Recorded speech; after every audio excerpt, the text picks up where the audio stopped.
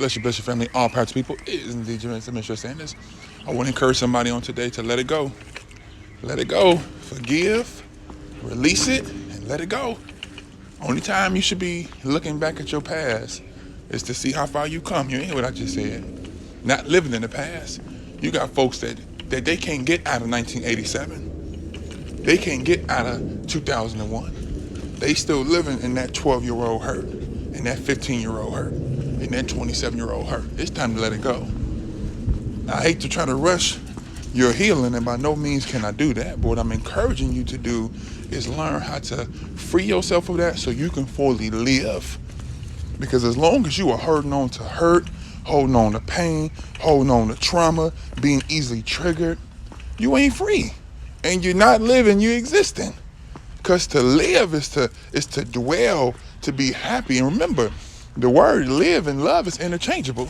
When you live, you love, and when you love, you live. How can you say you living and you holding on to anger? That ain't love. So I'm encouraging you to let it go.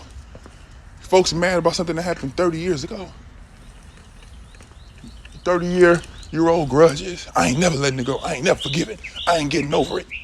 The only one you hurting is you, because the person that hurt you is living their best life. They have moved on. They have moved on with their life, moved on with their self, moving on with their career. And remember, God said revenge is of the Lord's. So any person that hurts you, that harms you, God will deal with them in the appropriate time.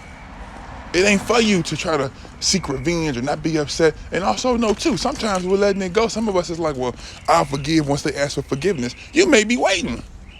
There are some people that wronged you because of their lack of spiritual maturity. They're not going to ever forgive, not in this lifetime, not in this season, or they may not forgive to you. Maybe they forgive to God. Maybe they repented privately. They may not come to you for forgiveness, but you don't hold on, because forgiveness is not based upon them. Forgiveness is so you can be free.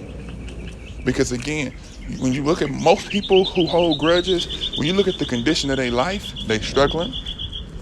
They living in poverty. They got a poverty mindset. They got a poverty spirit. They got a poverty situation. It's because, again, when you looking back, you don't even got time to plan and to proper execute your future. Because again, you stuck what happened yesteryear.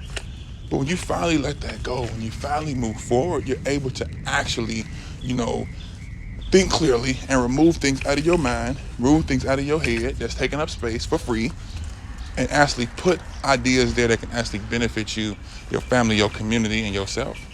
So I'm encouraging you to let go so you can grow. God bless you. Peace and love.